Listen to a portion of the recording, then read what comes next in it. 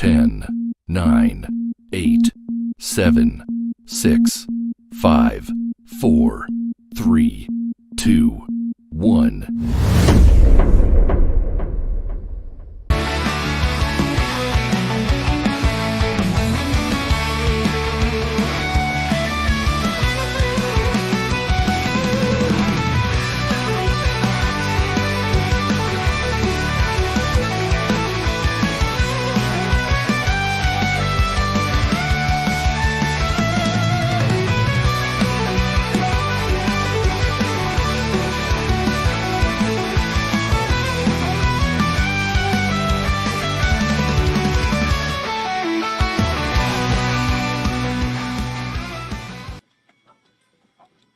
Well, good morning, good afternoon, good evening, good golly, Miss Molly, and I just realised the volume on this laptop isn't down.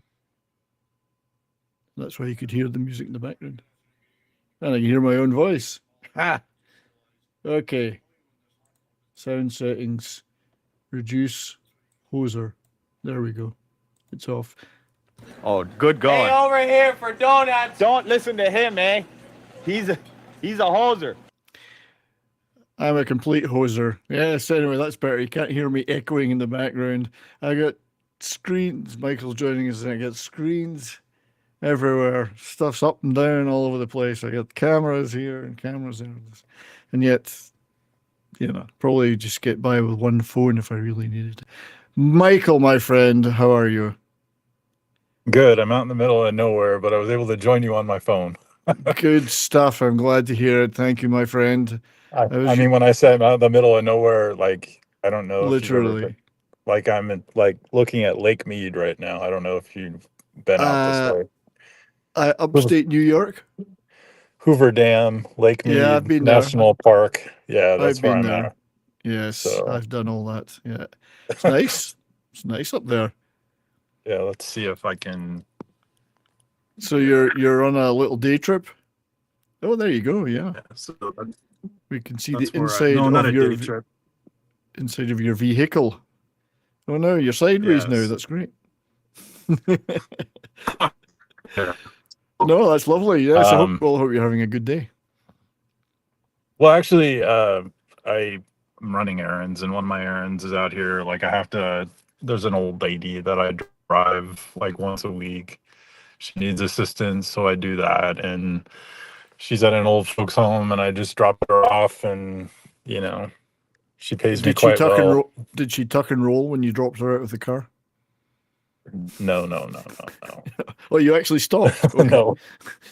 Yeah. So. Yeah. Well, it's good that you could join. I mean, thank you.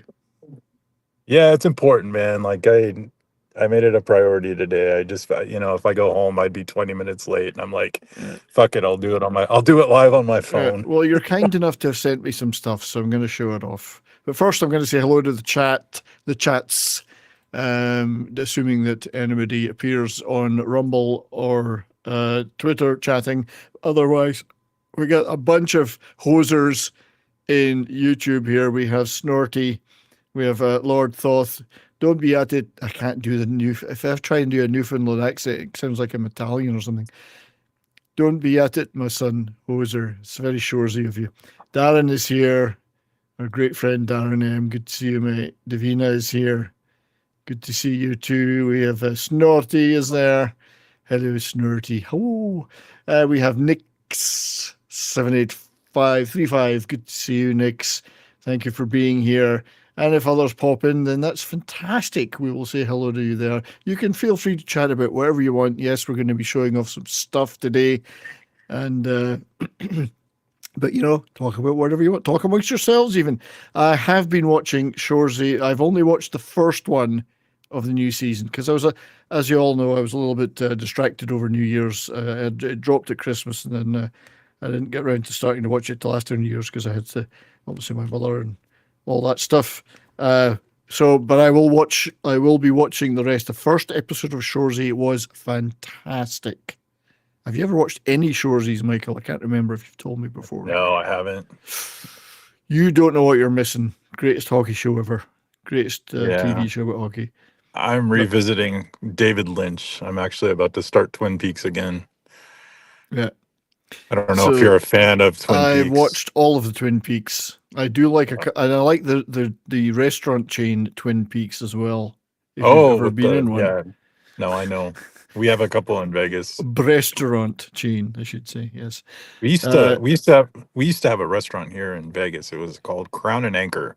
It was a yeah. British pub, and all the waitresses used to walk around in like kilts, and they were like good Oh, looking too. twist. I've got a pack of playing cards from that place with the girls on them, the kilts. What was it called again? Crown and Anchor. There was Crown and there Anchor. was there Oh, were there was a chain I'm thinking of that had the girls in the yeah, kilts. there you I'm go. trying to remember the chain, the twisted kilt or something. Oh, it was called. Twisted Kilt. Yeah, I know. It's Yeah. There. You're right. There is Same one. thing. Same Pretty thing much. though. Yes, I also hate that YouTube uses the @ in the chat now because sometimes you can't remember who's talking to you when you don't see their actual proper name. This @ thing is absolute pish. But it looks like yeah, so I mean sometimes I just can't the tilted kilt, that's it, not the twisted kilt.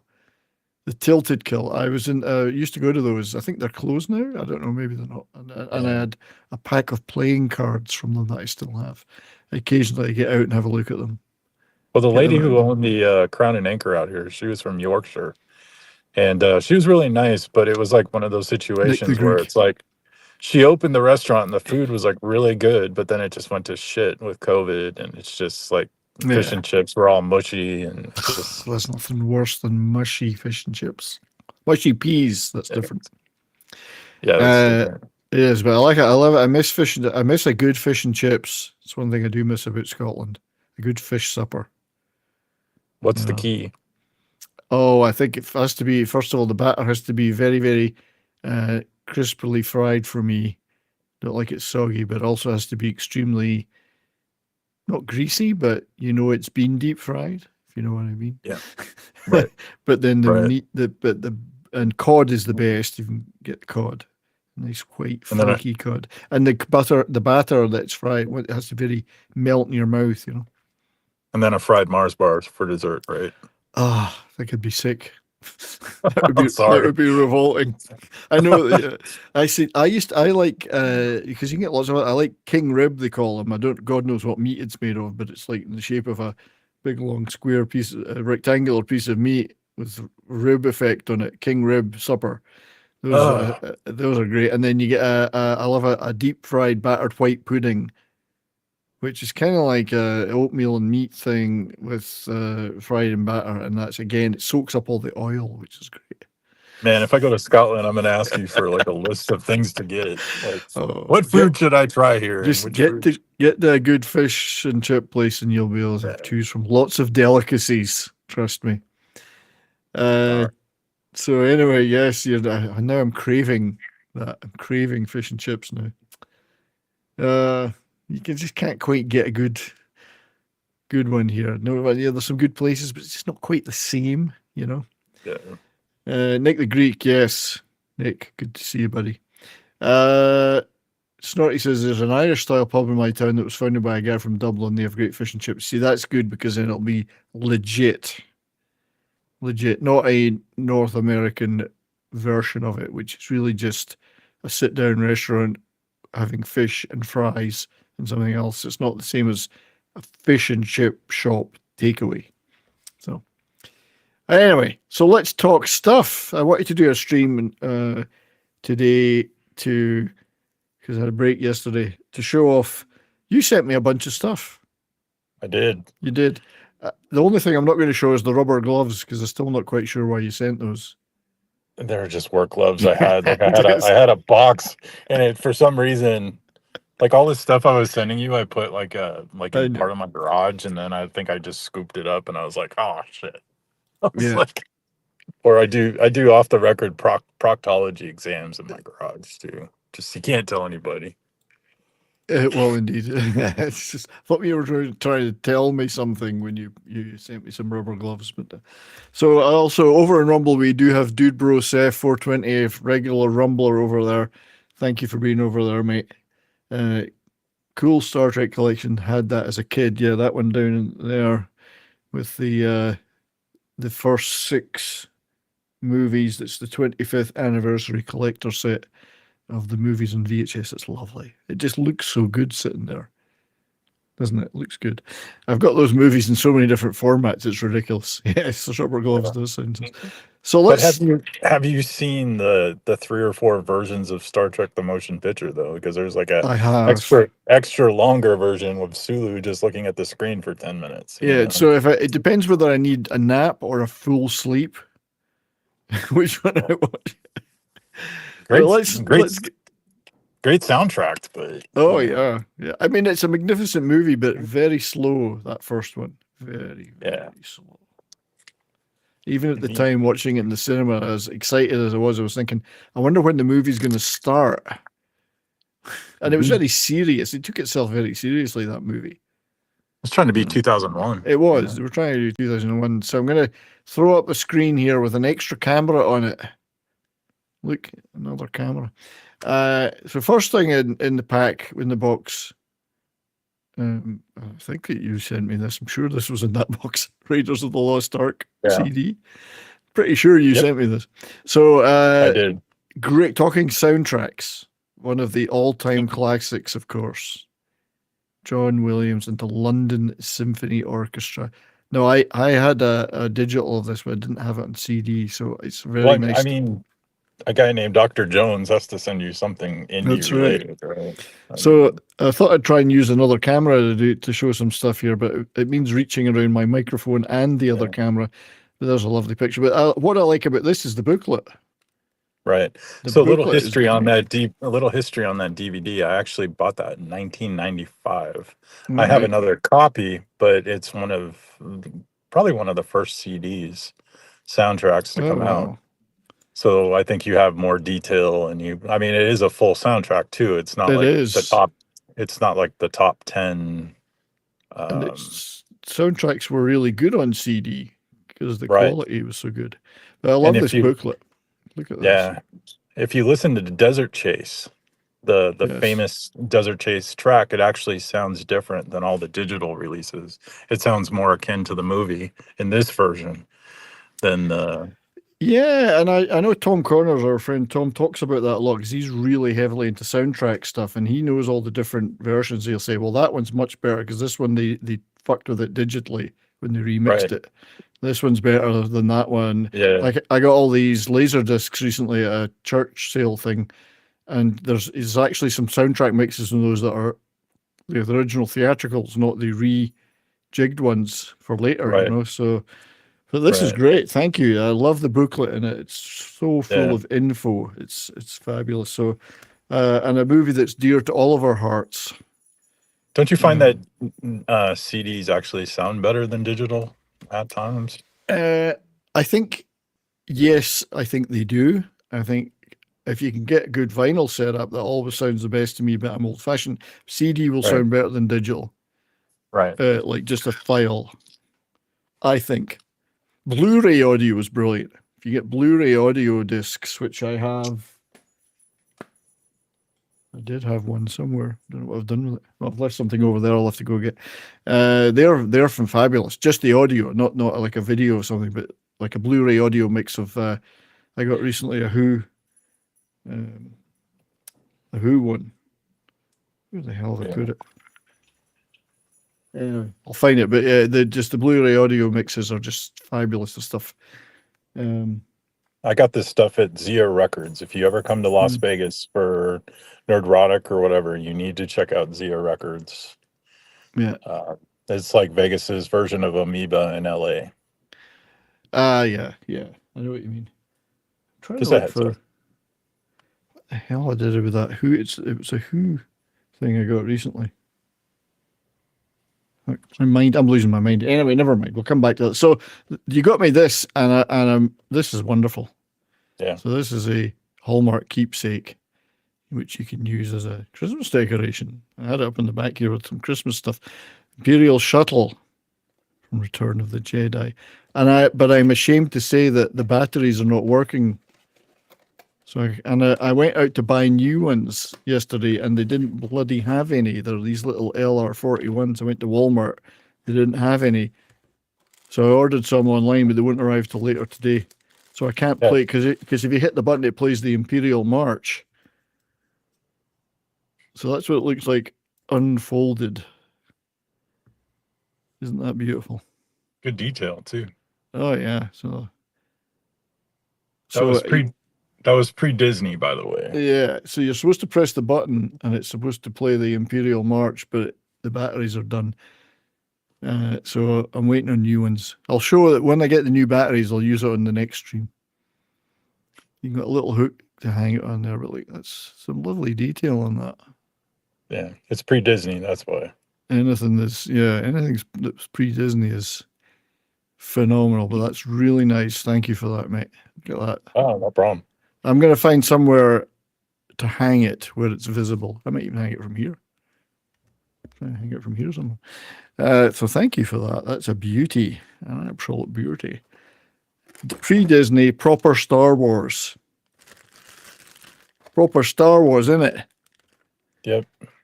I'm going to be very careful with this. Put it away properly because I don't want to damage it. And I don't want the dog to get it either. I will put that over there for now. So let's see what else you sent me. Well, you sent me some. Well, I've put the Las Vegas Golden Knights rally towel in a box with my other hockey stuff, and I didn't dig it out before the show, but it was a playoff rally towel. I've got a bunch of them from different teams, and I put it in that.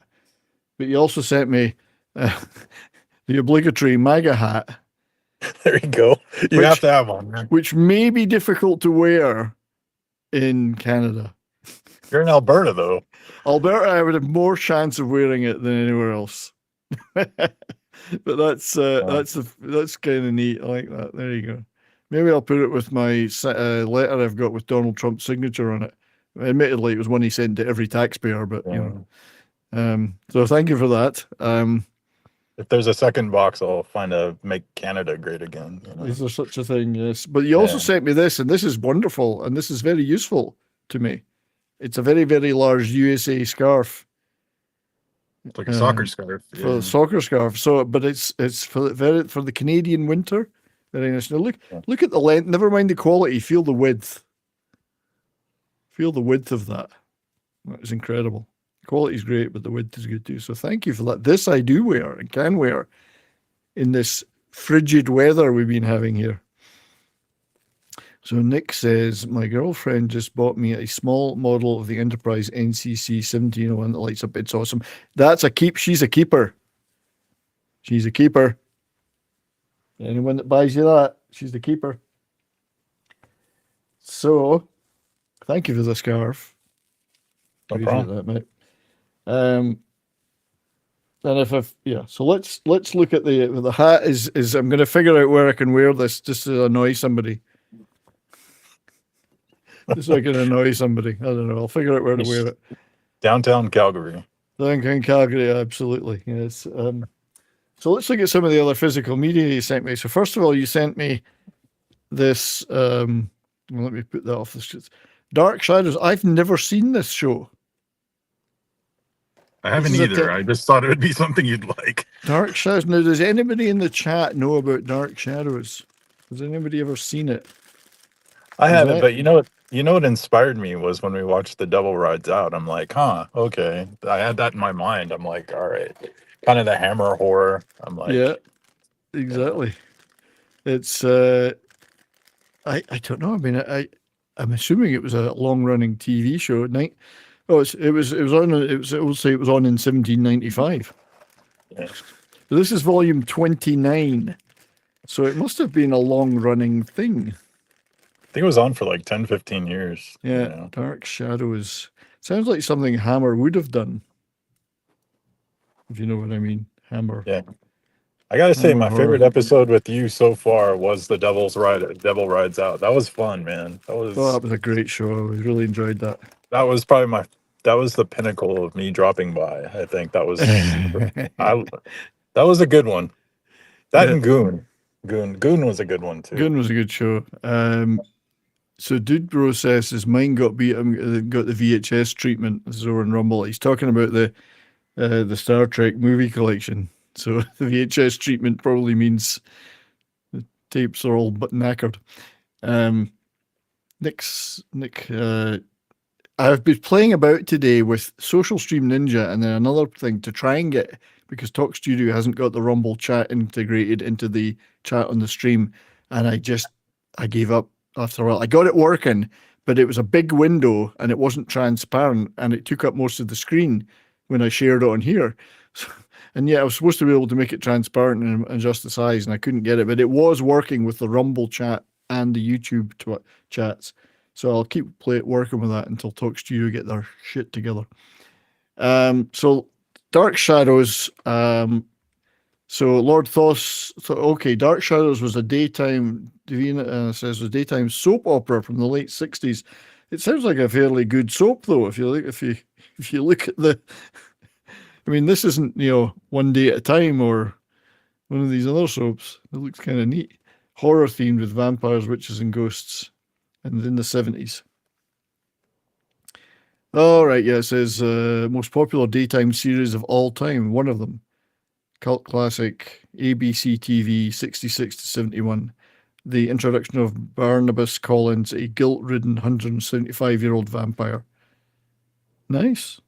I might try. There must be some episodes on YouTube. I can play this one. Maybe we'll watch it together. They had like so many volumes. I've never seen the show, but I've just heard so much about it. Maybe we'll do a watch along some night of it. Yeah, that's a good idea. So in the same vein, in the same throbbing vein, you sent me a bunch of Mystery Science Theater 3000 collections. Oh, yes. So this is collection 15. I'm not showing these in order. So let's see what this gives us. Those are fun, man. Yeah. So this is Racket Girls. Wrestling women in the clutches of gangland goons. Oh, that's a good one. So let's have a look at the back of that. Yeah. Let's make it bigger. Let's embiggen it. Racket Girls. So we have gorgeous grappling gals in a no holds barred melee on the mat. That does sound good. These are just, this is incredible stuff. I've not seen any of these movies, by the way. We have Zombie Nightmare. Oh, that's a good show. You know who was in that? Sean Levy, I believe. Sean Levy. I mean, I've seen lots of Mystery Science Theater 3000, but I haven't seen these particular ones. Yeah. Frank Dietz was in this. I think that's the one with Sean Levy, the one who created Stranger Things. Yeah. There's one with Zombie that I can't remember which one. Oh, Adam West and Tia Carrera. She's hot. Yeah, that's the one. That's the one with Sean Levy. That one I've definitely got to watch. Yeah. Adam West. I met Adam West once at a convention. Girl in Lover's Lane. I love the cover art of these. Yeah. Snorty says, I had a friend who wanted to do a comic he called Panzer Slut. Alas, 'twas but a dream. Something is embiggening. The Girl in Lover's Lane. So it doesn't say who's in that one. Wild teenagers battle it out in a brutal back alley rumble. Sounds like every night around here. Yeah. They would spoof a lot of Roger Corman films. I love the AIP stuff. Yeah, that's just like, and they did work with Hammer as well, AIPs. The Robot versus the Aztec Mummy. Now, there's a high concept for you. Go. Machine battles magic. I like it. Starring Mel Gibson. No, that's a different one. J. Elvis Weinstein is in this one. Yeah, that's the first season. Yeah. It's a little. Yeah. Oh, Commander Cody and the Radar Men from the Moon. That's a good one. We should probably watch some of these, as you say. So that was some of that was some of volume 15. I've not seen any of those movies. I've heard of one or two of them, but so this is volume 16. Oh, hang on, I got to unembiggen this one. Volume 16. I know my Latin numbers. So let's see. Let's see which delights are in here. We have The Corpse Vanishes. Well, that's Bela Lugosi. Bela Lugosi. Bela Lugosi's dead. Bauhaus. Yeah. Yes, Bauhaus, exactly. A mad doctor preys upon innocent brides. Bela Lugosi's dead. I'm dead. Oh, I'm dead. There's more Commander Cody, but yeah, Bela Lugosi. I may have seen this one long ago on TV as a kid on He did a lot Saturday of mornings.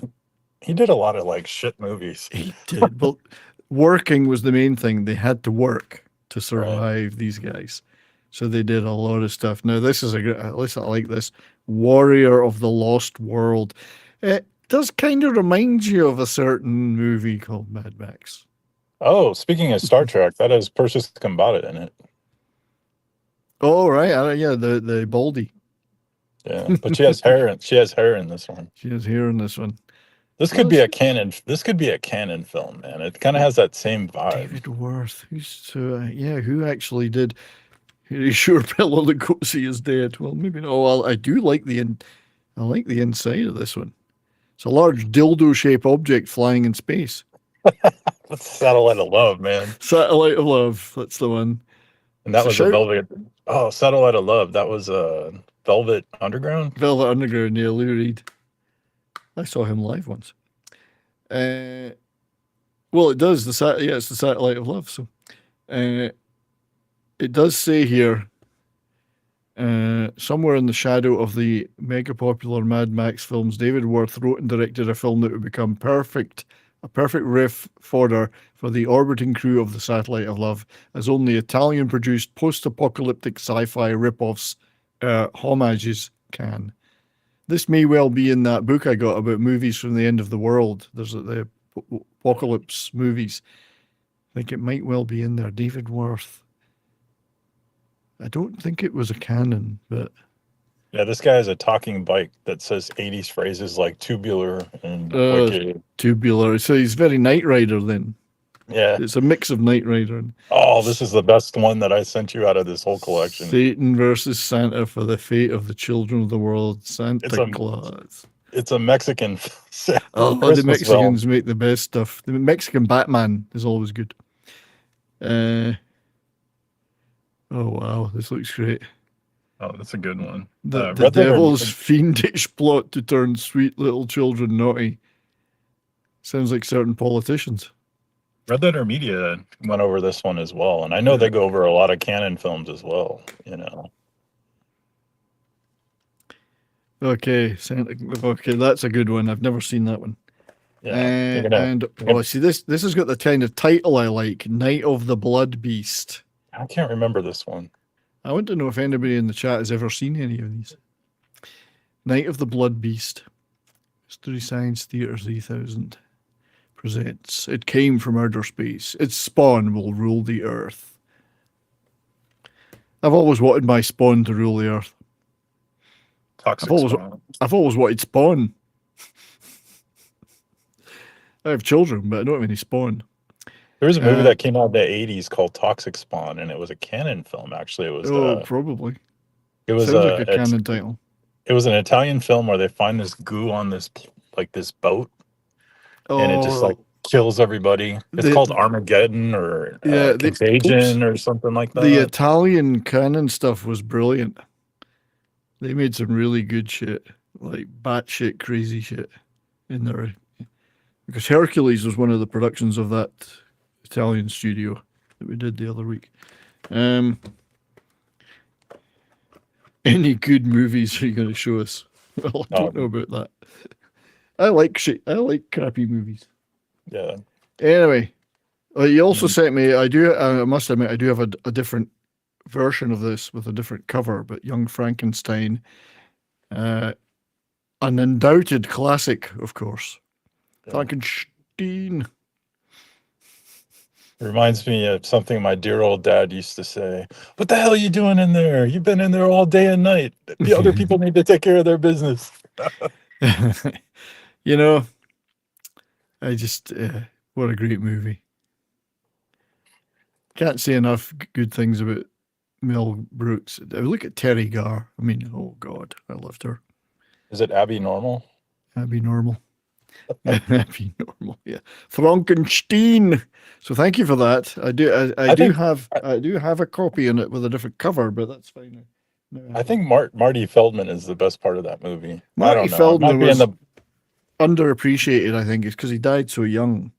I mean, it's just like you watch that movie and it's like everybody talks about like Gene Wilder, but I mean Feldman's the best. he's like the one who cracks me up the most. Frederick Frankenstein. He used to do all these great comedy shows in the 60s with the Python guys. He was one of their friends, so he died way too young. Such a shame. Are you Igor? No, Igor. Igor? No, Igor. What knockers? Thank you, Doctor. Frankenstein, what hump? That's right, what hump? So, the Full Monty. Yep. Fun movie. My God, this movie must be, 30 years old now? 97. 97, it's coming up for 30. You have a copy of it? I didn't have a copy on physical media. Awesome. But the incomparable Scotsman, of course, Robert Carlyle, who was a bit of a hot streak in his career there. I think he did the Bond movie around about this time as well. Yeah, Golden Thighs. Where it wasn't Goldeneye, it was the World Is Not Enough, I think. Oh, was it? The one where he was with Denise Richards in where she was the physicist, Christmas Jones, in a wet t-shirt. That one wasn't very good. Yeah, what a fun movie. But what a fun movie this was. I love the use of the Hot Chocolate song. You Sexy Thing, wasn't it? When they're all standing in the unemployment line. That's a funny scene. And I think where's my glasses? Where's my glasses? I'm an old man. Where's my glasses? Best line in that movie is anti-wrinkle cream. There may be anti-fat bastard cream. There's anti-fat bastard. The music was by Anne Dudley of Art of Noise. Tom Wilkinson hadn't done many big movies up to this point, but he did a lot of stuff after this. He was a good actor in that one. He was. He's unfortunately gone as well. But good movie. Lovely stuff. Now this, actually, believe it or not, I didn't have a physical copy of this movie, and yet it's find it. One of the greatest horror movies ever made, and it's still to this day don't go into shopping malls because of this. Do you know how hard that is? Well, I mean, I've come across a couple copies, but that is a very difficult movie to find. Yeah, it's Dawn of the Dead. Fabulous movie. I remember seeing it in the cinema. The music still creeps me out in this. Yeah. It has a really good headshot in the beginning. Oh, yeah. Worley's gone ape shit. Yeah. But the music creeps me out. That whatever. I don't know if it's an old piece of music. I think they redid it for this, but creepy. Just, it scared the shit out of me when I saw it in the cinema. Best line in the movie is when he's like, do you know why zombies roam the earth? Because there's not enough room in hell or something like that. Yeah. Whoever the black guy was, I can't think of the actor. I can't think of the actor now, but I mean, still, the music was by the Goblins. That's right. Who did a lot of work for Dario Argento. Suspiria, right? Suspiria, yeah. They did tons of work. I actually talked about them on another stream a while back. The Goblins, they did some really good soundtracks. Yeah. But yeah, the music in this just creeps me out. The opening theme. Yeah, you're right. That music, I can't listen to that without getting So this one I also didn't have a physical copy of, although I've got the music from it on digital. Pink Floyd Live at Pompeii, which is better than being dead at Pompeii, I guess. Yeah. The director's cut. I mean, it is a pretty impressive movie when you consider the setting. It just works so well. The music works so well in that setting. It's got my favorite track from them, Echoes. You like Echoes? And One of These Days is my favorite, and that's on here, of Yeah. course. One of These Days, I just love that. I told you can sync Echoes to 2001: A Space Odyssey. That last Yeah, section is I've awesome. seen that clips of people doing that. Yeah, this is it's fantastic to have a physical copy of this. Yeah. But yeah, they've only got so Us and Them, Brain Damage are the only two from Dark Side of the Moon on here, aren't they? Yeah, that's from Dark Yeah, Side. the rest are all from the earlier stuff, which is great because Dark Side of the Moon obviously is wonderful. That is gets a lot of coverage, whereas some of the other stuff is perhaps more experimental. Are you more Waters or Gilmore? Oh, I'm Gilmore. Yeah, me too. I'm more of a Gilmore guy. Yeah, Roger Waters is. Yeah. I love that when they were totally on the outs, which they still are, of course. Where Dave Gilmore was insulting Roger Waters. He says, "I had to tell him how to play bass on everything." It's very vicious. I spent days telling him how to play the bass on that, showing him how to play it. That was pretty vicious. So that was what else did you send? Oh yeah, here. The best. I almost forgot the best stuff. The Village People cruising. That's right. Soundtrack of your life, I'm assuming. Oh, I love this. Every time I would teach, okay, there's one track on there that when I was teaching film production in high school, I did that for about 15 years. There's a song called I'm a Cruiser or I'm Cruising or whatever, and I would play it and I'm like, you're gonna have this song stuck in your head for a week, and they'd come back a week later and they're like, I can't get that goddamn song out of my head. Yeah. Well, I actually like the music, if you know what I mean. I've got a lot of kind of disco era stuff here and there, and I kind of like it. It's but I mean the titles give you a little bit of a clue. Hot Cop, My Roommate, Ups and Downs. It's Toxic Man-Flu's favorite album. I didn't actually check to see if there's well, it's just a normal inner sleeve Casablanca Records. It's not got any additional images. Doesn't it have like a poster in it or anything? Is there a poster? I don't think so. No. No Oh poster. no, there is something. There's an insert. I didn't notice that last time. Is there a poster? Oh, look at this. Village People merch. Is that a butt plug in the top? Oh no, it's a military belt buckle. And I got a lot of disco, a lot of thoughts. I've got, especially the electronic stuff. I love Giorgio Moroder and that type of stuff. You could join the fan club. I noticed you never filled it out though. No. How much were they charging for a military belt buckle? I have no idea. It doesn't say. I think my favorite Village People lyric is the one from Fire Island. Don't go in the bushes. Somebody might grab you. Somebody might stab you. What the fuck? Yeah. But the Casablanca Records sleeve, I'm sure that, Donna Summer. Yeah, Donna Summer. There's nothing quite like a 12-inch I Feel Love that goes on for 17 minutes. I love that. Did you like Hypnotic. Let's see. Disco, what? Sylvester was disco. Sylvester, You Make Me Feel Mighty Real. Yeah. I liked a lot, like some of them, they kind of predated disco a little bit, but Casey and the Sunshine Band. Who did Do the Hustle? Van McCoy. Ben McCoy. I love that. Yeah, I'd have to sit and think about it, but I've got tons of disco. Some of it was some good fun. I was actually a DJ at the time in clubs. Yeah. I was doing discos, so I had a lot of disco stuff. I love the nightlife. I love the boogie. I also did heavy metal discos though, so I was doing both ordinary, proper, and so the other thing you got me, vinyl sent me, was great because I'm picking up soundtracks here and there these days. So this is good. The Planes, Trains, and Automobiles soundtrack. I just watched over Christmas the John Candy documentary.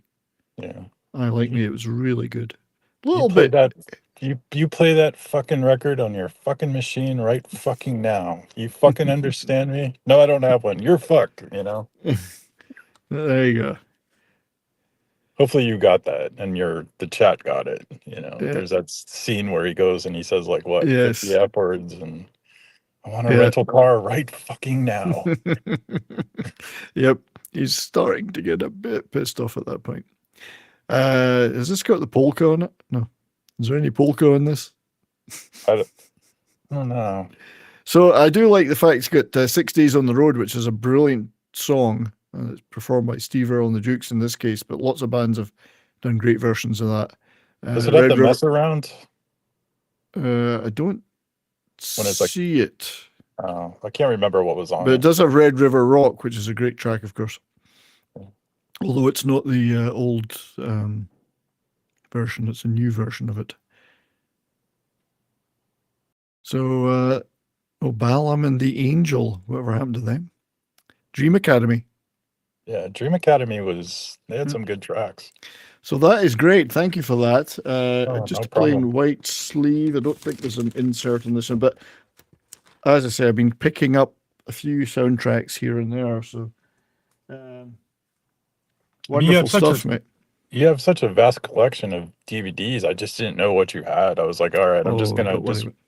A lot of this was random. I'm like, all right, I don't know if he has it. If he does, and you know. I think the only physical thing I had there was the Young Frankenstein, which is a different cover though. I've got a different copy of it.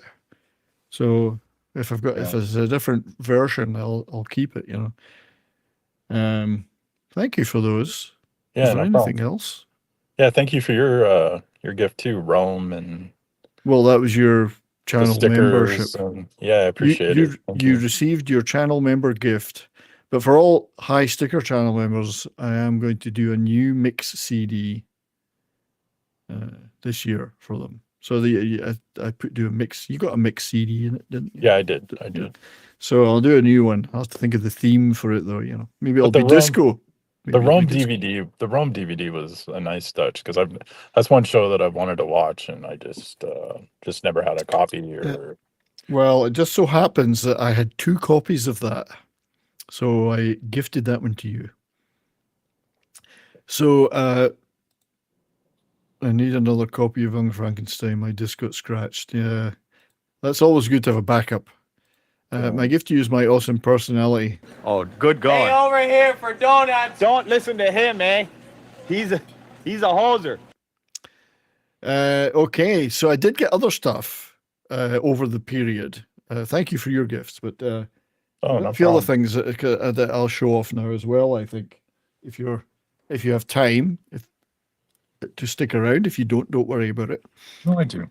So I got a bunch of stuff that the local library has regular sales. Well, not really sales. You can take whatever you want and make a donation. So I usually donate a few bucks, and I pick up tons of stuff. They didn't have so many good.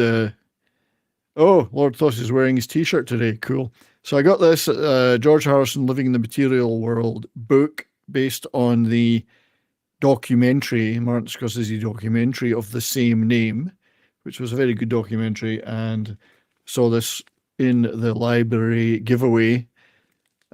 So thought I'd pick it up, and it's full of really nice stuff. It'll go with my Beatles collection of books, which is quite extensive. Books. I have a lot of books. Not quite sure what that picture is of, but it looked like Nicolas Cage. Thought it was Eric Clapton for a second. See if I can get this under here without destroying everything. All right, hang on. I don't know why. Why am I embiggened? I need to unembiggen myself. There we go. I don't know who that is. It's from a movie, but it must have been a soundtrack or something. Oh no, maybe it's Ravi Shankar or somebody like that. Yeah, okay. Looks like it's from a So horror question movie. about George Harrison real quick. Was he was like, you know how I said I was like into David Lynch. Was he in the transcendental meditation as well? He was. Harrison was one of the early adopters in the Western pop and rock culture of Eastern stuff. So he went all Yeah. mystical and did all that stuff and levitating and eating Isn't there a Beatles track called "Within You, Within Me" or something? Within You Without You, which was on Oh, Sergeant okay. Pepper. So George started doing this hang on, Indian type stuff. I was never my favorite part of the Beatles. Like I don't really like Within You Without You. I don't mind when he used bits of that in other stuff, like rock stuff. But when it was just that stuff, yeah, not a big fan. What was the Indian track in Magical Mystery? Oh, I got it in my head. Oh, there's like a track he did. Da na na na na na na. Oh, that It's all tired. It's tired and it's there's a fog upon LA. Yeah, there's a fog. My mind has just gone blank. I've only heard it a million times. Not Love You Too, was it?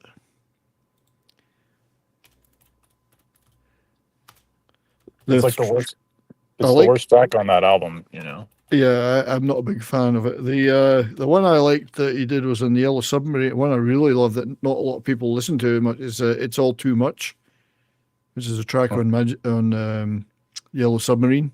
That's a really good George Harrison track. It's beautiful. What was it? Love You Too, it was called? Blue Jay Way. That's it. Sorry, Blue Jay Way. My mind just went totally mental. So I wasn't a big fan of the Indian sound, but I'm a big fan of George Harrison otherwise. I've got all these albums. The last album he did, Brainwashed, was absolutely fantastic. Hello? That was weird. Yeah, I'm here. Yeah. Also got this, basically for freebie, Eddie Eruption, the Eddie Van Halen story, which I didn't have. I will add that to the book collection. Eruption. So You a Van Halen guy? I am a huge Van Halen guy, particularly Dave Lee Roth era. I mean, I love Sammy Hagar, but I always preferred the material of the Dave Lee Roth years. And that first Van Halen album, still to this day, had a life-changing effect on me when I heard it. It's like, I mean, what is Jump- that? I mean, Jump is iconic. Everybody knows Jump. you know? Well, Jump's okay, but I like the first album, the first one, and I like all of them in that year. But the first Van Halen album was like it was like a shot to the head. I was like, what the hell is that? I'd never heard anything like it. It was as a heavy rock fan, it was like, my God, this is different. You got this Roger Daltrey autobiography, which goes with. So I now have an autobiography for every Who member. This is the last one. The last one to be got, which is good that I got it for. It's the only trouble with their library ones is there's a sticker on them. But, hard to get off. This I got because I'm into this stuff. This is Tragedy at Dieppe. This is about the Dieppe landings. I've got a few books on this where the Canadian troops were basically thrown to the wolves. My father-in-law was one of those Canadians who landed in Dieppe and was captured by the Germans and spent 4 years in a prisoner of war camp and then another year recovering afterwards. So I'm not familiar, but can you do a Reader's Digest of what happened? Or? So the Dieppe landings were a trial amphibious landing in the French coast by the Allies in 1942. I always get that wrong. And it was never quite sure whether they really needed to do this or not, but they wanted to practice an amphibious landing because obviously they knew they were going to invade France eventually and take it back from the Germans. There was a lot of debate about it, and it was mainly Canadians that took part. And they did things like withdrew at the last minute, withdrew naval support, withdrew air support, all sorts of shit. And they just basically chucked those chucked those Canadian troops on these landing sites in Dieppe and basically left them to die. So it was a disaster. Many Canadians. Lord Thoth will know all about this too. Many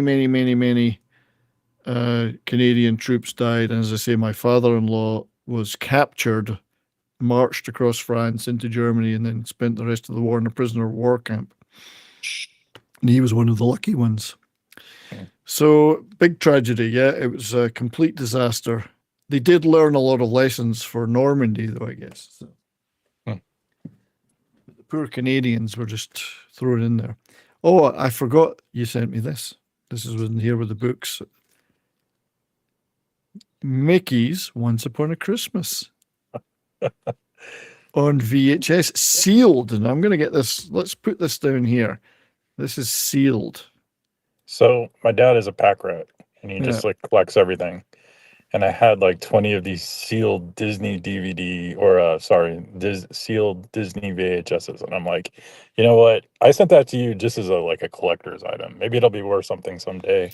Some of these old Disney VHSs are supposedly, but I like the fact seal at the bottom. That's always the key. Well, that's right. They've got to have all this stuff on them to prove that they're sealed, not resealed. But it's got the stickers.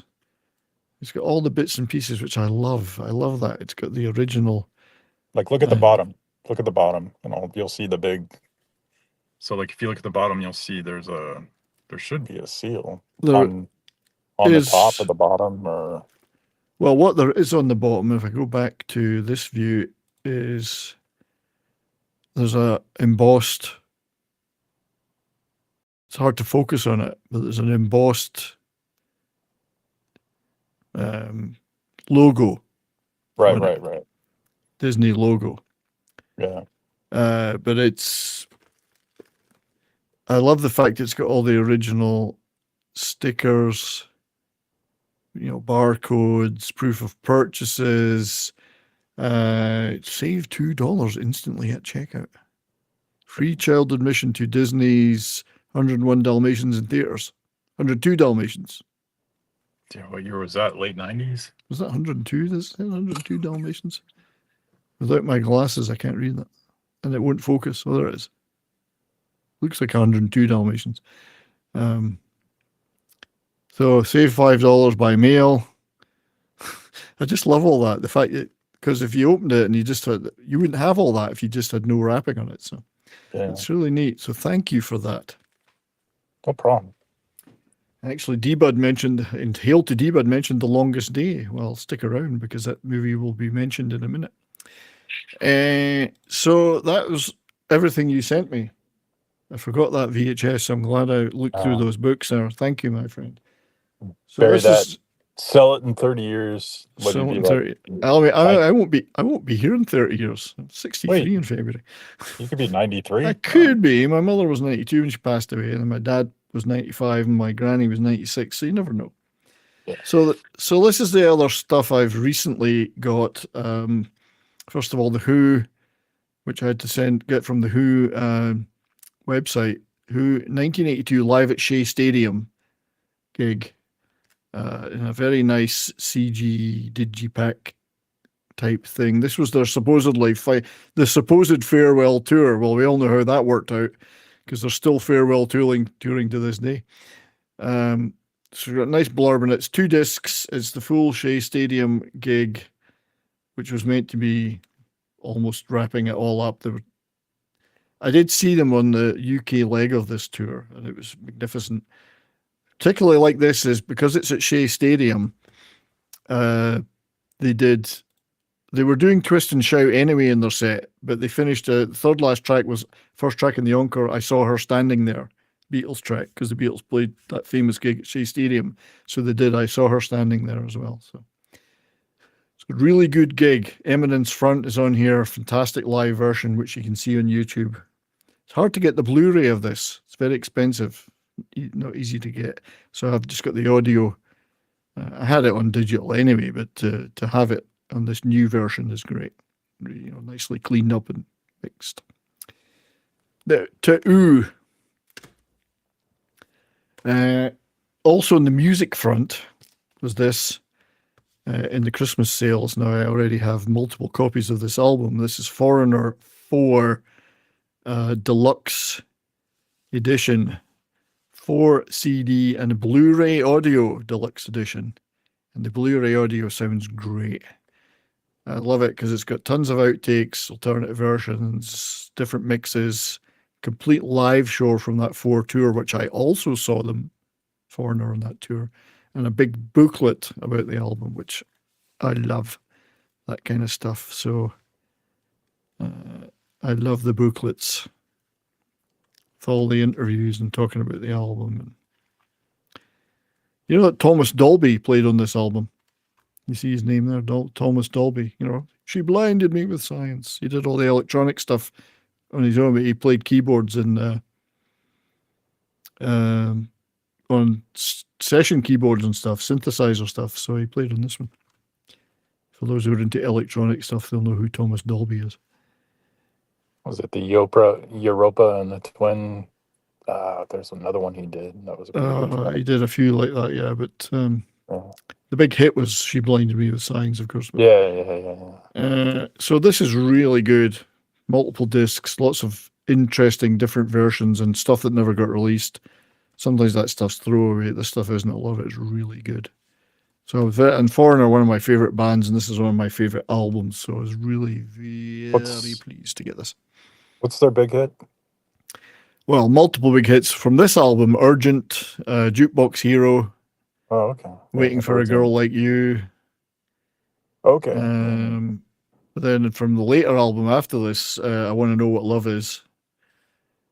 Early stuff would be like "Cold as Ice," "Blue Morning, Blue Day," "Head Games," "Double Vision," "Hot Blooded." These were, it feels like the first time. That was the first thing. Yeah. It's funny, So- like, if you don't pay attention to a band and then you go through their list of songs and you're like, oh, I've heard that. Yeah. Well, it's funny because I went to see them. One of the few bands that played in the Kamloops in BC when I lived there a few years ago.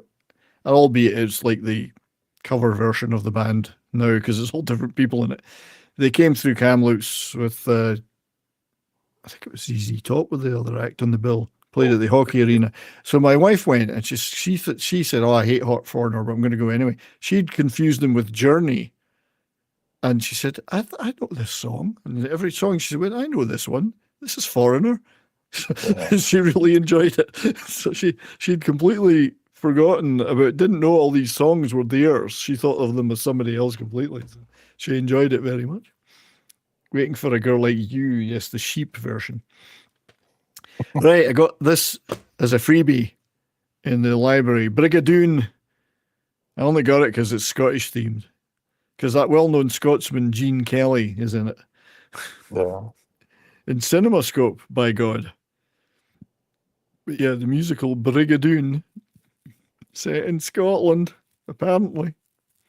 Although How are the accents? not good.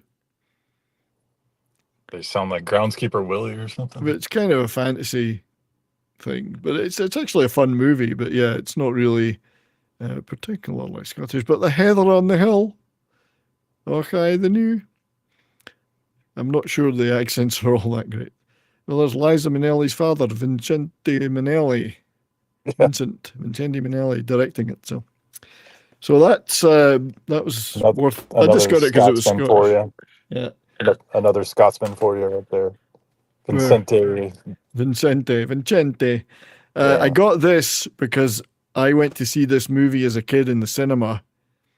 And I think it may have been the first movie I ever went to. My mother took me, and we got the last 2 seats in the cinema in Dalkeith, in the old-fashioned 2-tier cinema. Oh, I love this movie. My favorite part is like when they draw too. on the sidewalk and they jump in the drawings. No, I'm just Yeah, kidding. it's a great. I know, I love this. I love this movie. Chitty chitty bang bang, chitty chitty bang bang. Oh, I love you. Ian Fleming wrote this. Oh, James Bond writer Ian Fleming wrote Chitty Chitty Bang Bang. The child Di- gets and it's hard to believe, but Dick Van Dyke is still with us. 100 years. Yeah. Gert Frobe was in it, which is another Ian Fleming, like a Bond, because he was Blofeld. No, Goldfinger. He was Goldfinger. Benny Hill was in it. It's a Who great played movie. the child catcher? Oh, I don't know. Anna Quayle, Sally Ann Howes, I don't know. But yeah, Chitty Chitty Bang Bang, always loved it. And as I say, first movie I'm pretty sure it's the first movie I ever saw. It's the first movie I can remember seeing in the cinema. So it was nice to get a copy of that. It's got a little booklet inside as well. So nice little fantasy. Hope everybody out there is still enjoying this. TZ Burton's over on the Rumble side too. He had tickets for Foreigner and Pat Benatar, then got the flu and couldn't go. Sean Connery played a Chinese, well, it was Japanese, strictly speaking, wasn't it? In You Only Live Twice. He played One Hung Lo in that movie. Benny Hill and boobs will always be remembered fondly. They will. Okay, I got Blu-ray. Again, this was in the library, so I got it for Nout, basically. Despicable Me, not a bad movie. It's a Blu-ray, so I thought I'll pick that up. Deny some child having it. I'll get it instead. So I've not seen or got any of the spin-offs, the Minions things or whatever, but this was okay. I think this one was sold at Walmart, but even though it was in the library. Now, I've already got this movie on Blu-ray, but I got it because it's Toxic Man Flu's favourite movie. So somebody, a channel member, may get this DVD, whether they like it or not, because I've got the Blu-ray, but I picked it up. So I actually like this movie, so to hell with you all. Mark Stone's in it. I mean, he's pretty good. Mark Strong, sorry. Mark Strong. Sorry, Mark Strong. I keep saying Stone. Mark Stone got injured and he did. decided to do some acting. Mark Strong was going to be in it, but he's on injured reserve. Yeah. No, Mark Strong is in it. Blake Lively. I wonder yes, maybe was that the first time he met her? Maybe. And it's directed by Martin Campbell. Also, James Bond links there. So it's okay. I think it's okay. And somebody's going to get that. Some channel member will get a copy of it. I mean, do you really like it, or are you just saying it? Who knows? Who knows? Who can tell? I think I could be lying. I saw like 15 minutes of it and fell asleep. I'm a very sincere liar. Are you? No. See, I don't know right now, even if I'm telling the truth or not. I've deluded myself into thinking I like the movie. Maybe I don't. Maybe you're not even Scottish. Maybe you're like from Quebec and you're screwing with everybody. Of course, I'm not Scottish, mate. I'm Australian. It's truth. Originally from Montreal, Quebec. Quebec, Poutine. So, this I bought, purchased brand new. This isn't from no thrift store. Heavy metal on 4K. I don't have a 4K TV or player, but I do have the Blu-ray. But it's nice because I just didn't have a copy of it physically. I had a digital copy, so it was nice to get one. It was on like Christmas sale, Boxing Day sales, whatever. Some lovely artwork in there. A great, great movie. Brilliant movie. So much good stuff in this movie. And boobs. So many good boobs. Inspired The Fifth Element as well. Indeed. So there's some nice, there's a nice Dolby Atmos soundtrack, which I'm going to have to listen to it. Play the movie. I haven't played this disc yet because I've not had time, but so there's a few special features in there. But one of the all-time great movies, in my opinion. And my opinion's what counts. This was a freebie picked up in the local recycling centre. Has a hut, if you want to call it that, where people leave things, and somebody left in a big box of children's stuff, Blu-rays and DVDs. I picked up this one. They were just sitting there for like a week. I thought, well, nobody else is taking them. I'll have a look. I took this Lady in the Tramp. I like the classic Disney. The classy stuff, So 2-disc DVD and Blu-ray Lady in the Tramp. Lovely movie. Lovely movie. especially if you Early like Di- doggies. Early Disney hits different, I think. Like Yeah. Well, this is what, 1960s Disney. yeah, it's Still still great early. animation, lots of heart and soul, fun Yeah. movies, beautiful animation. So I do love this one. So what else? Oh yeah, so I picked up. I mean, this is okay. Pete's Dragon, picked that up as well. I watched that as a kid. Good movie. Yeah, it's a good movie. Yeah, again, it's not it's later Disney, but it's still pretty good. I've forgotten even who was in this. Bryce Dallas Howard. That's it. Yeah, Wes Bentley, Carl Urban. It's not a bad movie. It's okay. What is that, the new one, or is that the one from the 70s? This is the newer one. Oh no, I haven't seen it. I It's just okay. remember the old one. I remember the old one. Yeah, it's okay. I wouldn't say it was brilliant, but I think it's still good enough. It's still not total slop. I had no idea they remade it. Maybe I wasn't. This, of course, so and it's a shame there was no cover. I looked everywhere; the cover was missing for this. It's Pinocchio 70th anniversary edition, but the discs were all there. 3 discs. So I'm looking forward to looking through some of the extras on this. Pinocchio, an absolute classic. Pinocchio still holds the most evil villain in any Disney film. Yeah, indeed. The coachman. Oh yeah. See, Fucking sex trafficker, Yeah, exactly. They had great, actual menacing villains in the kids' movies. Beautiful movie. Again, one I remember fondly from being a kid. So a 70th anniversary that I'll have to print and cover myself to put in it. This was I pick up physical stuff of games I've played because I actually only had a digital copy of this game. I did play it. This was lying around to be picked up for free, so I took it. Red Dead Redemption 2. I do have a PS4 still, so theoretically I could play it. Yeah. Although why would I? Because I can play the digital copy of my PC. But it's got the map and all that, so I thought it'd be nice to put it on the shelf with my other physical games. Not one of my all-time favorite games. It was okay. It's like a Western. Yeah, Western.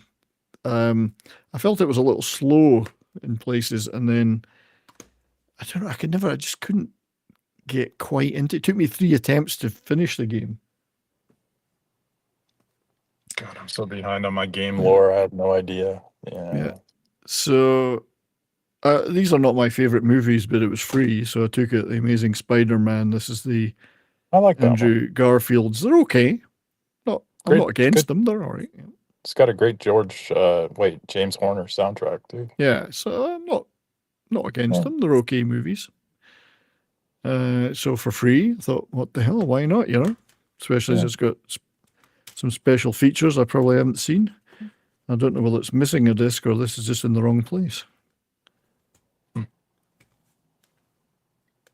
Disc 3, no, disc 1, that's okay. Disc 2, maybe disc 3 was a DVD disc, DVD combo, so it's not got the DVD in it, that's fine. No, it's probably a digital copy, because sometimes... Oh, yeah, it could be. Yeah. So somebody mentioned The Longest Day earlier. Another classic war movie, which maybe in a future anniversary of D-Day landings, we might talk about this movie, because we've done a few military movies here and there as we reach major anniversaries over the years of this stuff, it's 80th, 95th, 90th, whatever. So Longest Day, great movie. Didn't have a physical copy of it. So it was nice to get one. This again was just no, I got this in the thrift store. It was like $1.99. So all-star cast. I haven't been able to. It's still got the sticker on the top, so it may never have been played. I don't know. But yes, tons of people, tons of famous people in it. Great movie. About a great event. This one. Sorry, go ahead. No, go ahead. You ever see All Quiet on the Western Front? Oh God, yeah. which all versions of it. Yeah, the old one in 6 years will be 100 years old. Yeah, I've seen that, and I saw the more recent one, which was quite good. I actually thought it was quite good. So D-Bud says, I never got far into RDR2, hated the controls, and other games I liked came out, so I never went back to it. That's what happened to me. I really didn't like the controls. And I thought, I can't play this. It's just not, it was slow. The character moved slowly. The buttons didn't make sense to me, whatever. And I thought, yeah, forget it. And then I tried again. It was the same thing. I got so far and I thought, I'm not getting anywhere with this. Finally said, look, I'm going to play this bloody thing. And I finished it. I still didn't really enjoy it. It's not like I enjoyed Baldur's Gate 3 immensely. This, I'd say, was RDR2 was okay, but it just didn't give me the same feeling, So you're done with Baldur's Gate, right? Oh yeah, I You're finished done, it. Yeah, right? yeah, finished it. Yeah. Reached the end. Yeah. I haven't read the book of The Longest Day, but I now have the movie. This I got in the thrift store Osterman weekend. I'm a big Sam Peckinpah fan as a director. Great cast in this. It's a really good movie. Really enjoy this. Never heard of it. Oh, it's a pretty good thriller. Look at that. Is Craig T. Nelson? Didn't he pass away recently? Because is Craig T. Nelson still with us? I actually thought he died. Coach? Craig T. Nelson. No, he's still alive. Sorry, Craig. Because I thought if so, everybody on that top line is dead. But Craig T. Nelson is still with us. Sorry, Craig. It's a great thriller. Fairly early Rutger Hauer, I think. But I'm a big Sam Peckinpah fan as the director. Music by Lalo Schifrin. So well worth watching if you've never seen it. Great. And it was nice to get this nice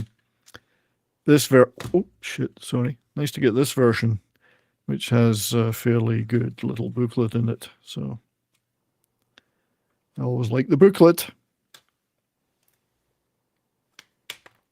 I'm getting better. I'm not dead. Like Craig T. Nelson, I'm not dead. You're not fooling anybody. He's in the Sheldon spin-off. Okay. Right. I also got this in thrift store, and I already have other copies of it, but I did not have this copy. The Rocky Horror Picture Show, which is always fabulous fun.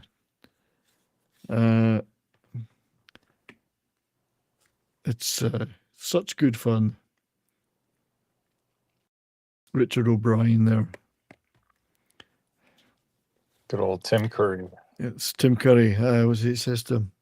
Oh, Richard O'Brien says, I ask for nothing, master. Yes, and you will receive it in abundance. Tim Curry's great.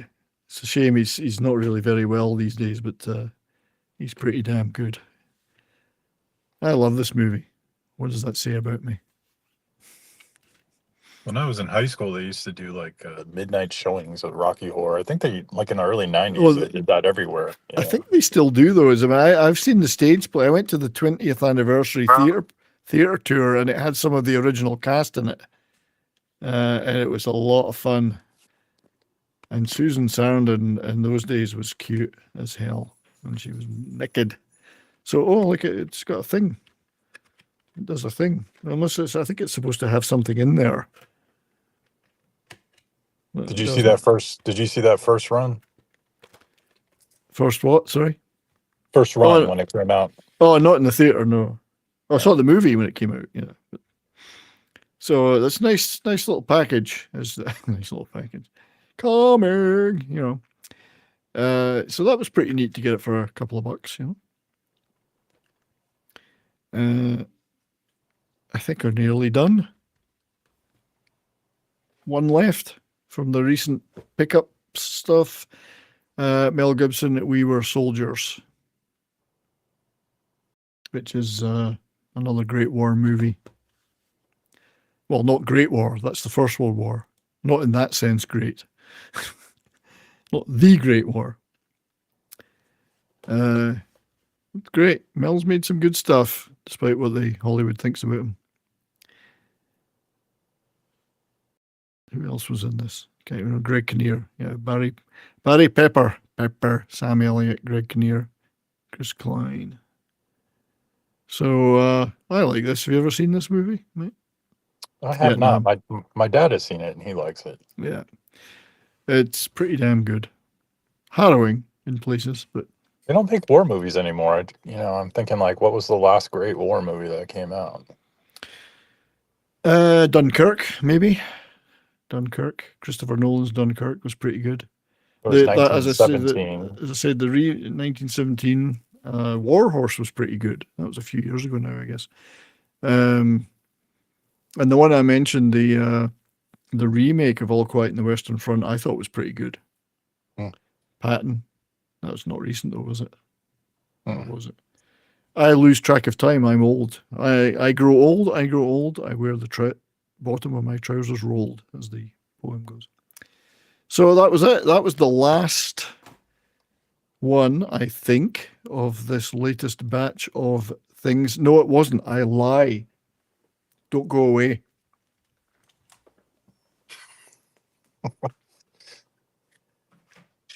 He's going to bring out a sheep.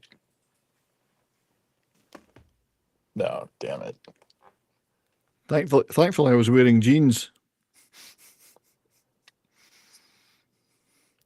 You know, on YouTube, you can never tell what people are wearing below the camera line. Yeah. So I got one more thing in the Christmas Boxing Day sales, because I collect these classic Doctor Who editions. Wow. So this is John Pertwee season 1, which I didn't have. So I refuse to give the BBC the money to buy them full price. So I wait till they go on sale for half price. There's some great episodes on that season. Yeah, so season 1, which I remember extremely well watching as a kid when I was so excited because it was in color, first of all. Inferno is a brilliant set of episodes. It was in color. It was a new Doctor. It was jeans. I'm not wearing a kilt right now. It's too cold. Although it's very warm under the kilt. So yeah, Doctor season 1. So it was he's stranded on Earth, of course, because at the end of Patrick Troughton's run, the Time Lords banished him to Earth till he stopped interfering and shit. Spearhead from Space, which is the first Autons one, Doctor Who and the Silurians, the Ambassadors of Death, and the Great Inferno. So great extras on all these. Carolyn John. Yes, exactly. Mrs. So these were, she only did that one season, so. It's a shame. She was better than the other one, I think. Well, it was Joe, Katie Manning next. Joe. Yeah, I didn't like her. I liked his first companion. Liz Shaw, yeah. And then after that was Elizabeth Sladen, right. Sarah Jane, sorry. So Troughton was my Doctor because that was the first one I ever watched or remembered watching as a kid. But Pertwee probably holds more nostalgia for me because I remember it better because I watched every one of them avidly. And I was old enough to remember watching them. So Patrick Troughton. You can't decide what I'm looking at without discussing me. I'm known on the earth. Indeed. So great stuff. I've been watching the episodes. I'm trying to watch 1 or 2 every day. And the extras are brilliant. The restoration stuff and even the thing about how moving to color from black and white and all the technical aspects of that. There's a fascinating documentary on here about that. It's not specific to Doctor Who, but that was one of the first ones that the BBC did in colour. So first episode is filmed on film stock too. Yeah, there was a studio strike at the BBC, so they actually had to go out and film on location using film. So it looks very different from any other Doctor Who that was before that. Yeah. So it's pretty neat. Yeah. There we go. So that was, I had left that because I'm watching them. I'd left it over by the TV. That was it. That was the latest batch of stuff. Hope you all enjoyed that, everybody. That was a good Did show. you all enjoy it? It was lovely. It was fun. If anyone was watching, I know there's TZ and Dudebro Seth have been on Rumble. Thank you for being over there. If anyone's watching on Twitter or X, sorry, thank you for being there too. 9 people have watched it, apparently. So. I'm glad I could join you in the middle of nowhere. Well, thank you for being here. I hope you get home safely. Oh, no, yeah, it's a quick, 15-minute drive. I didn't want to be on the car driving while I was, talking to you, all the noise in the background and whatnot. So. Indeed.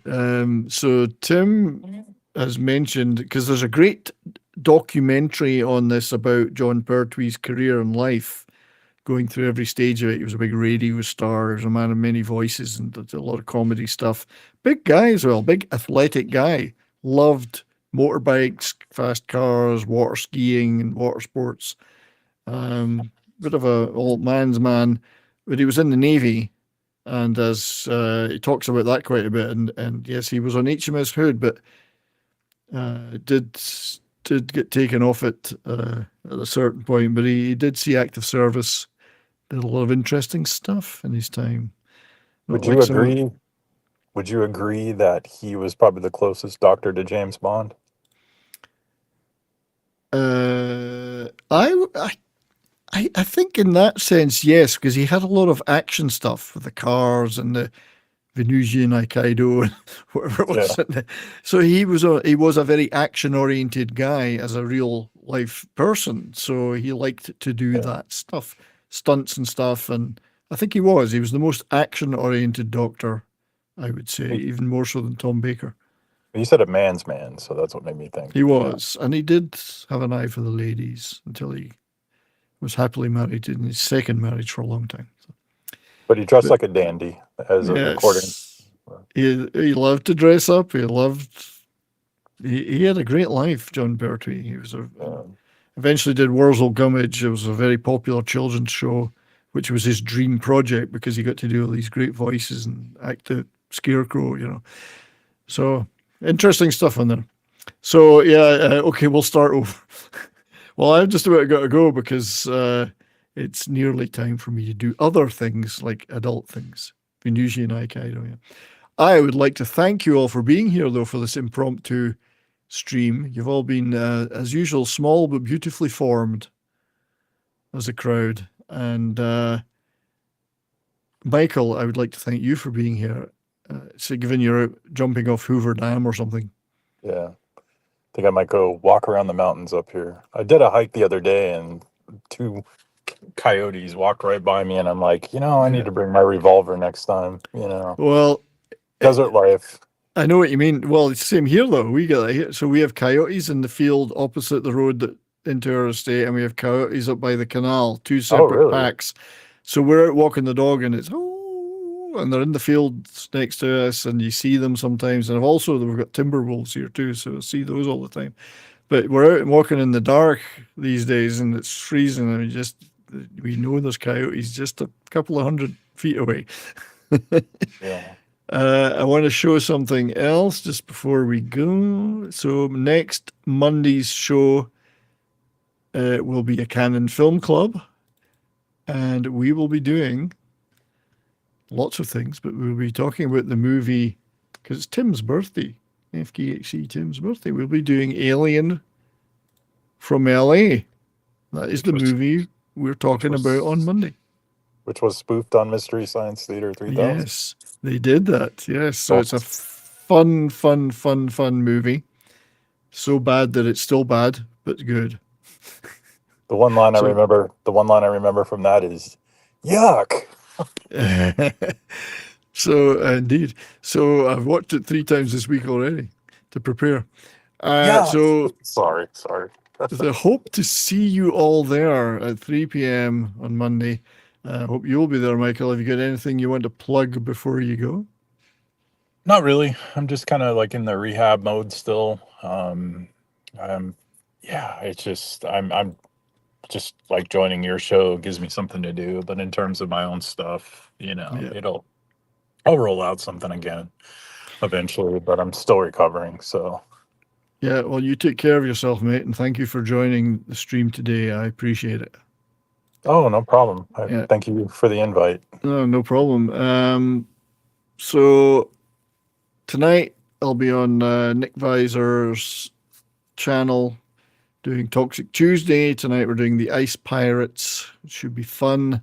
So over Nick Visor's channel. Thursday I will be on Comics Division. Friday I'm thinking of doing a member stream, small as we are in number, and maybe even a giveaway. We'll have some merch on that. Maybe Friday, maybe the weekend. It's depends on how things work out. So hopefully there's enough members around, kicking around, that will want to join that stream, both on the panel and watching. And then there will be other stuff, no doubt. Things. And check out my shorts that I'm doing every day. I have had 100,000 views in the last 28 days, mainly on shorts. So. Did you just have an idea to do that? Or... I decided, yes, I've been doing one. I was doing one every day for my record collection, and then I decided to do, for some reason, 11 seconds of something. So I'll give you an example. 11 seconds of Chuck Norris bathing, for instance. Or 11 seconds of Chuck Norris annoyed at being woke up. 11 seconds of Chuck Norris steering someone into the afterlife. And today's one, which is 11 seconds of Lou Ferrigno displaying his galactic cluster. And I don't know why I picked 11 seconds, but I did. So some of these have had 30,000 views or more. I see the village people is starting to affect you a little bit. Yeah, it is affecting me. And the one I think did the best was 11 seconds of Claude Van Damme opening a package. Most of these are Canon clips, but they're not exclusively Canon clips. These are all the little... Yeah, these are the little clips that we love out of movies. I thought I'd turn them into shorts. You got to do the one where the guy is like, "Okay, USA." Yeah. Oh, yeah. From Bloodsport. That'll happen. Well, I'll get there eventually. I did this one, which is funny.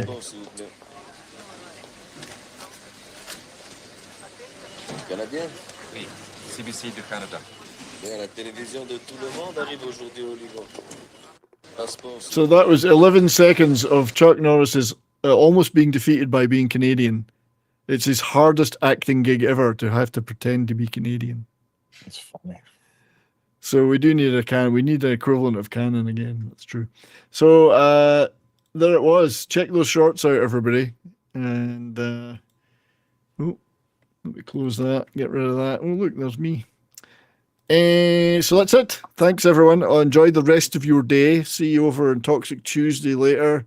Thank you for the mods, D-Bud and Darren. Thank you for modding, mate. You're putting all the links in. D-Bud's lazy these days. He just leaves it to you. I noticed. Again, thanks to those that were over in Rumble. I gotta go, and we'll see you all again, certainly, hopefully on Monday for Alien from LA. Till then, take care. Auf Wiedersehen. Bye.